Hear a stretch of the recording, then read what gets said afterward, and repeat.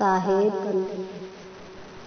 घट बिन से कहाँ जाओगे हंसा, कहाँ तेरा ठोर ठिकाना है, कहाँ तेरा ठोर ठिकाना है।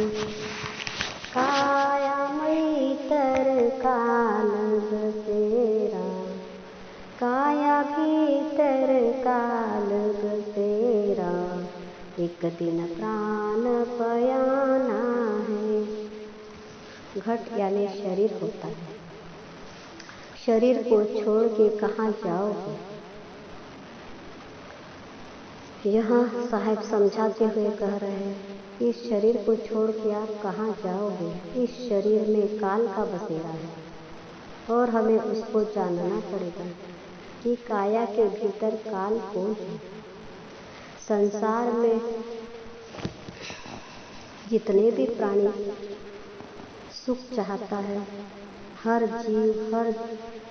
जीव सुख चाहता है। मनुष्य चाहता है कि सुख हमें पदार्थों में मिलेगा, इसलिए सुख के पीछे वो दौड़ते रहता है और अंतिम में उसे दुख ही प्राप्त होता है। इसका कारण क्या है? उसकी खोज करना चाहिए। जिस वस्तु में हम सुख खोजते हैं वही वस्तु दुख का कारण बनती है। सबसे बड़ा सुख वह शरीर को मानता है और शरीर सुख के पीछे पीछे दौड़ता रहता है, कभी आत्म कल्याण के लिए प्रयत्न नहीं करता।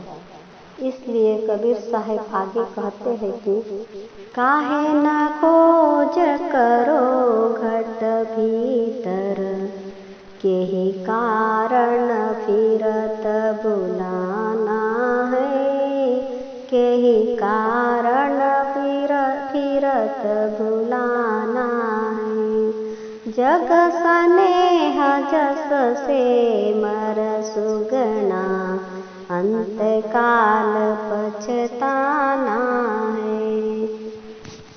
साहेब कहते हैं कि हमको अपने शरीर के अंदर खोजना चाहिए कि मैं कौन हूँ, मेरा स्वरूप क्या है, मेरा मूल स्थान कहाँ है, जहाँ से मेरी चेतना शक्ति ऊर्ध्वमुख होकर प्रकृति मंडल के अंतर्गत मन एवं प्राणवायु में संयुक्त होकर पिंड ब्रह्मांड में व्याप्त हो रही है।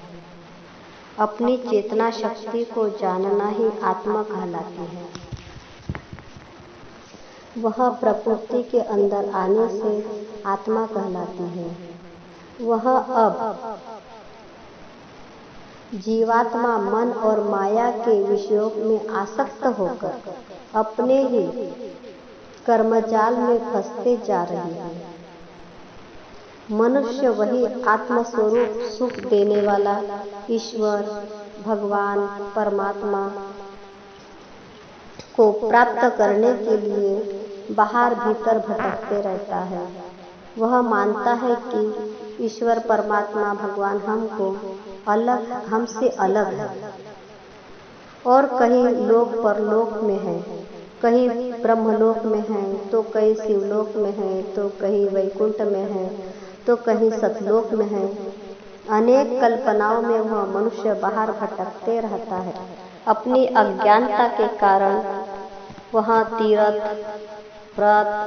तीर्थ में, कहीं यज्ञ में, तो कहीं मूर्तियों में, तो कहीं फोटो में, कहीं मंदिरों में, हर एक जगह पे खोजते फिरता है। अंत में सद्गुरु साहेब समझाते हैं कि काहे ना खोज करो घट भीतर। हर जीवों को साहेब समझाते हैं कि भैया आप अपने घट में ही क्यों नहीं खोज करते हो। मनुष्य जहाँ परमात्मा रहता है उस जगह नहीं खोजता है और अन्य जगहों में अपनी ही बनाई हुई मूर्ति में, अपने ही बनाए हुए मंदिरों में खोज रहा है। तब साहेब समझाते हुए कह रहे, काहे ना खोज करो घट भीतर, काहे ना खोज करो घट भीतर, यही कारण फिरत भुलाना है, यही कारण फिरत भुलाना है। तुम माया के गुलाम बनकर हर जगह संसार में भटकते फिर रहे हो। माया को बड़ा आनंद रूप मानते हो। अपने अहंकार अभिमान में पड़कर अपने स्वरूप को भूल जाते हो और दुख पाते हो। यह संसार दुख की खान है और उन खानी में जो निकलता है वह खोदने पर दुख ही मिलता है। अंत इस शरीर संसार की सुंदरता में अपने अविनाशी स्वरूप को भूल जाते हो। तुम्हारी हालत वही सुगना की तरह है। यहाँ साहब समझाते हैं कि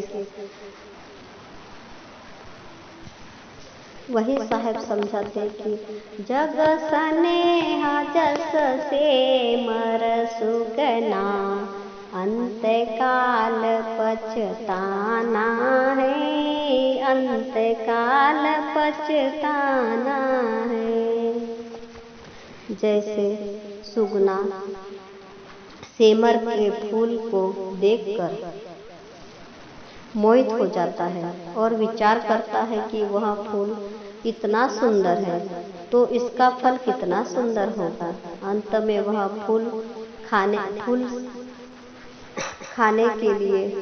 खाने के लिए उसकी रखवाली करता है, उसके आसपास उसके इर्द गिर्द घूमते रहता है कि अभी ये फल पकेगा, जब ये पकेगा तब मैं खा लूँगा। अंत में जब वह फल पकता है और वह फल खाने के लिए जब वह चोंच मारता है तब उसमें से रुई निकलने लगती है। रुई निकलते उस चोंच को रुई लिपट जाती है। अंत वहाँ रगड़ कर पछताने लगता है कि इसमें तो कोई स्वाद ही नहीं है। बेसमय उनका समय बेकार चला जाता है। ठीक इसी तरह मनुष्य का हाल है। इसी प्रकार मनुष्य अपने अज्ञानतावश सुख को भोगने के लिए अनेक जगह भटकता है, अंत में दुख ही पाता है। आगे साहब कह रहे, भय प्रकाश जब तिमिर नाश, तब सतगुरु मिले ही सयाना है। भय प्रकाश जब तिमिर नाश, तब सतगुरु मिले ही सयाना है। घर पहचाना पद निर्वाणा, पक्का देश पुराना है। सद्गुरु कहते हैं कि जिस प्रकार सूर्य निकलता है तब अंधकार समाप्त हो जाता है, अंधकार को भगाना नहीं पड़ता। ठीक उसी प्रकार मनुष्य के जीवन में ज्ञानवान वैरागवान सद्गुरु के ज्ञान का प्रकाश हो जाता है। तब मनुष्य के हृदय का मन का अंधकार समाप्त हो जाता है और आत्मस्वरूप महाचेतन सत्पुरुष परमात्मा की अनुभूति होने लगती है और हमें चेतन आत्मस्वरूप पद, जो हमारा निज स्वरूप है, जो हमारा अपना घर है, उसकी पहचान होने लगती है और हम पहचान जाते हैं कि यही हमारा देश है, यही हमारा पक्का ठिकान है, यही हमारा घर है, जहाँ से हम बिछुड़कर इस कच्चे घर में, कच्चे शरीर में, मृत्युलोक में